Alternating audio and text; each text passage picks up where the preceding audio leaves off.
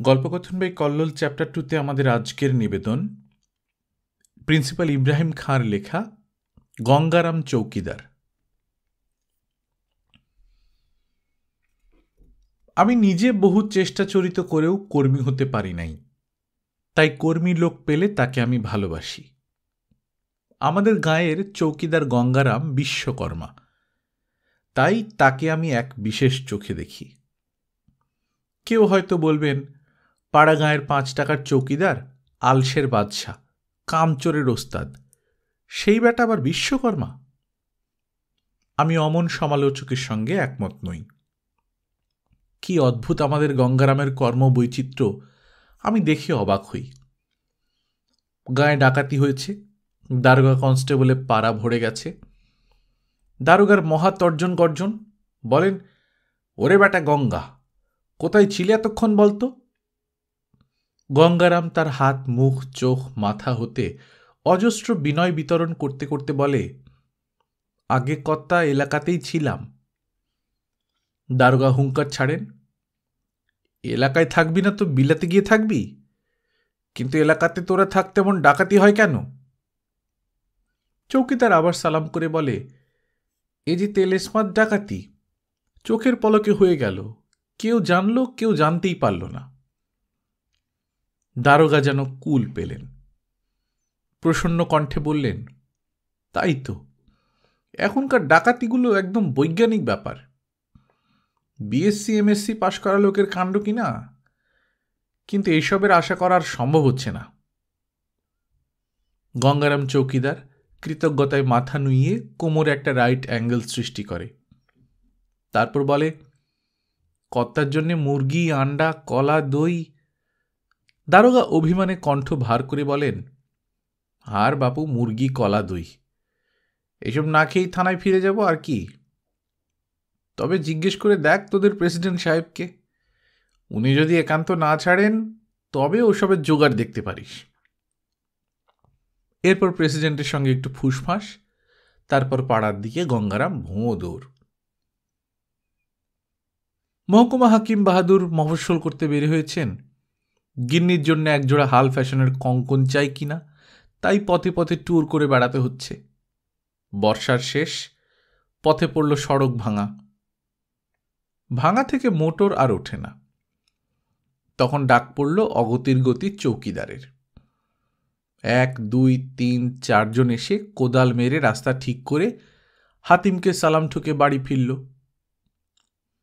গঙ্গারাম বাড়ি এসে গিন্নিকে লক্ষ্য করে চেঁচিয়ে বলল, ওগো শুনছ, হাকিম বাহাদুর আজ আমার সঙ্গে হেসে কথা বলেছেন। গিন্নি ঝঙ্কার ছেড়ে বলে উঠল, আমার মরিচ পালানে অমন করে কেউ কোদাল মারলে আমিও তার সঙ্গে হেসে কথা কই। গঙ্গারাম বলে, চুপ চুপ, তুই আর হাকিম বাহাদুর বুঝিস সমান? বারে, মহকুমায় তিনি তোমার হাকিম, আর বাড়িতে আমি তোমার হাকিম, এ বুঝি ভুলে গেছ? ধমক খেয়ে গঙ্গারাম খুশিতে বাগবাগ হয়ে মুখে শীষ দিল। পুলিশের জমাদার মির্জা সাহেব, গঙ্গারাম থানায় হাজিরা দিতে গেছে, তাকে ডেকে মির্জা সাহেব বললেন, কিরে বেটা, গায়ে পাহারা ঠিক মতো চলছে তো? গঙ্গারাম বলে, আগে রোজ দস্তুর মতো পাহারা দিই। দিনে না রাতে? আগে রাতেই দিই। বলিস কিরে, কেবল রাতেই? দিনে দিনে কোন কোন চুরের খুঁজিলদার গায়ে ঘোরে তা দেখিস না? আগে দিনেও রণ দেই, দিন রাত ভর তো ওই আমার কাজ। বেশ বেশ, আচ্ছা তোর নাকি একটা নৌকা আছে? আগে নৌকাটা তো ঠিক আমার নয়, আমার ঘাটে থাকে মাত্র। আরে ভয় নাই, জোঁকের গায়ে জোঁক লাগবে না। নৌকাটা চালায় কে? আগে আমার ছেলে। বলিস কিরে, তোর ছেলের নাম ওঠে সেদিন অন্নপ্রাশন হলো? আগে ওকে নৌকার সামনে বসিয়ে রেখে আমি চালাই। বেশ বেশ, এই যে অগ্রিম ভাড়া, বর্ষার 2 মাস আমার সঙ্গে মফস্বলে থাকতে হবে, পারবি তো? আগে খুব পারব। গায়ে ঠিক মতো পাহারা দেওয়ার জন্য সে বছর গঙ্গারাম একটা মেডেল পেল। পুলিশের ইন্সপেক্টর মুখুজ্জে মশাই, বড়শি ধরায় ভারী শখ। মফস্বলে হঠাৎ ভালো একটা পুকুর পাওয়া গেল, কিন্তু চার, বড়শি, ছিপ, টোপ এসবের উপায়? গঙ্গারামের ডাক পড়ল। সে তখনই দৌড়ালো, 1 ঘন্টার মধ্যে জোগাড় করে আনলো ছিপ, চার, পিঁপড়ার ডিম, মাছ রাখার জাল।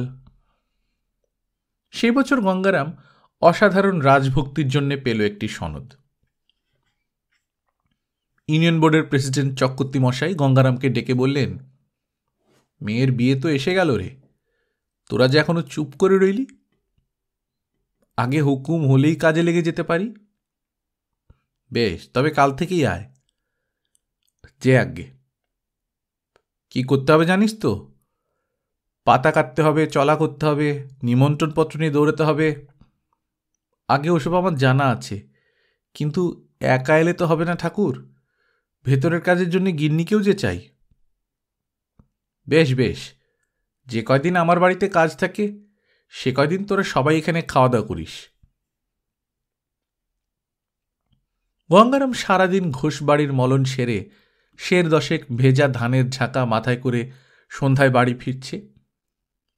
বসুমশাই ডেকে বললেন, হ্যাঁ রে গঙ্গারাম, তোরা গায়ে থাকতে আমি বাসি মরা পাহারা দেব? কেন দাদাবাবু, কেউ আসে নাই? এসেছে তো অনেকেই, কিন্তু কাজের লোক কই? খড়ির জোগাড় যে এখনো হলো না। বেশ, সে জোগাড় আমি করে দিচ্ছি। ধানের ঝাঁকাটা কোনো রকমে বাড়ি পৌঁছে দিয়ে সে কোড়াল হাতে একটা আম গাছে উঠল। ঘনায়মান অন্ধকারে গাছ ছেয়ে ফেলেছে, তারই মধ্যে সে টপাটপ মোটা ডাল কেটে নামালো। তারপর নেমে এসে মুহূর্তের মধ্যে সেগুলিকে চলা করে ফেলল। সেই চলার একটা মস্ত বোঝা মাথায় নিয়ে বলল, দাদাবাবু আসুন, আমি শ্মশানে চললাম। ইউনিয়ন বোর্ডের মেম্বার ফেরদৌস মিয়া গঙ্গারামকে ডেকে বললেন, গঙ্গাদা, একটা কথা শুনবে? কি স্যার? জানোই তো, পুঁটিমারি আমার বাপদাদার আমলের চর, আর তোমরা বেঁচে থাকতে গয়েশপুরের চৌধুরীরা লাঠির জোরে সেই চর দখল করে নেবে। আগে তো বলেন নাই। আগে বলি নাই, এখন বলছি। বেশ, আপনি 50টা লাঠি, 10টা রামদা আর আধবন চিড়ার জোগাড় রাখুন, আমি আজই লোকের খোঁজে বের হচ্ছি। আল্লাহ তোমার দয়া করবেন গঙ্গাদা। আল্লাহ কি করবে তা জানি না স্যার, তবে এইটুকু জেনে রাখুন, গঙ্গারামের ঘাড়ে মাথা থাকতে তার গাঁয়ের তালুকদারের বেইজ্জতি দুনিয়ার কেউ করতে পারবে না। গাঁয়ের মোড়ল বশির মিয়ার ছেলের বিয়ে। গঙ্গারাম আর ভজহরির মাথায় বিয়ের ঝাঁকা। পথে চলতে ভজহরি বলে, গঙ্গাদা, আজ মিঠাইয়ের কেবল বোঝা বয়েই মরলাম। কেন রে? বা, দেখলে না এত মিঠাই, তার থেকে একটু সন্দেশও খেতে দিলে না। চিন্তা কি রে, কোনের বাড়ি গিয়ে খাবি? তারা নাকি আরো ভীষণ কিপ্পন। তবে না খেয়ে থাকবি? তা পারবো না গঙ্গাদা, তা পারবো না, জীব কিছুতেই বাঘ মানছে না। বেশ, তবে সুবিধা মতো জায়গা বেছে নিয়ে আছাড় পর। তারপর? তারপর ঝাঁকা থেকে যা মাটিতে পড়বে তা দুজনে খুঁটে খাবো। বেশ, তবে তাই হোক। ইতি কৌশলে আছাড় পত্তন ও ছড়িয়ে পড়া সন্দেশ টপাটপ ভক্ষণ। থানা লাগ বাজার। সেই বাজারে দাঁড়িয়ে বহু লোকের মোকাবেলায় একদা এক নতুন আসা বাচ্চা দারোগা হঠাৎ গঙ্গারামকে কোনো বিশেষ নিকট আত্মীয় বলে সম্বোধন করে বসল। গঙ্গারামকে যারা চিনত তাদের কারুর কাছে এই জিনিসটা ভালো লাগলো না, কারণ চৌকিদারদের মধ্যে চেহারা, বয়স ও ব্যবহারের জন্যে দারোগা মহলে গঙ্গারামের একটু ঠাঁই ছিল। গঙ্গারাম কিছু বলল না, গম্ভীরভাবে ধীরে ধীরে সরে গেল। কিছুক্ষণ পর একটা বড় ইলিশ, 1 কাঁদি সবরিকলা আর 2 দুধ নিয়ে সে দারোগার বৈঠকখানায় হাজির। দারোগাবাবু ভাবলেন গঙ্গারাম ধমক খেয়ে তাকে খুশি করতে এসেছে।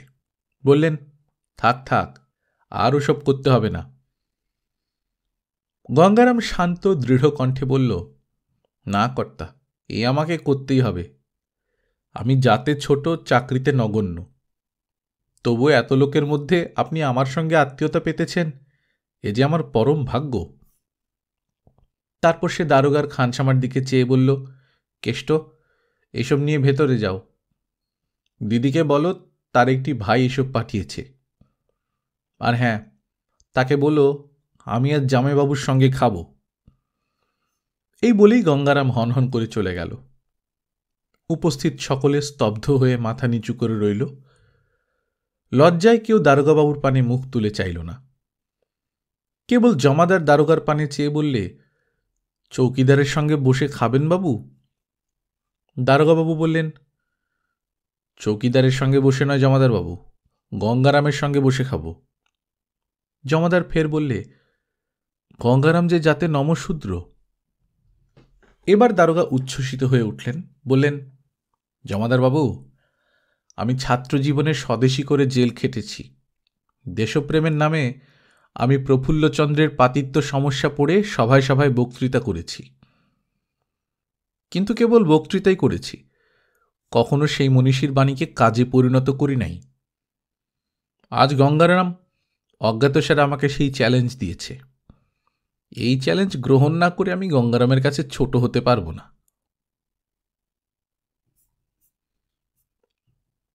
গল্পকথন বাই কল্লোল চ্যাপ্টার 2তে শুনছিলেন ইব্রাহিম খাঁর লেখা গঙ্গারাম চৌকিদার। আমরা নিয়মিত গল্প পাঠ করে শোনাচ্ছি। আপনারা যারা প্রথমবার মতো শুনছেন, কাইন্ডলি সাবস্ক্রাইব করে নেবেন। গল্প পাঠ ভালো লাগলে বন্ধুদের সঙ্গে শেয়ার করবেন। নিজে ভালো থাকবেন, আশেপাশের লোকজনকে ভালো রাখবেন। টাটা।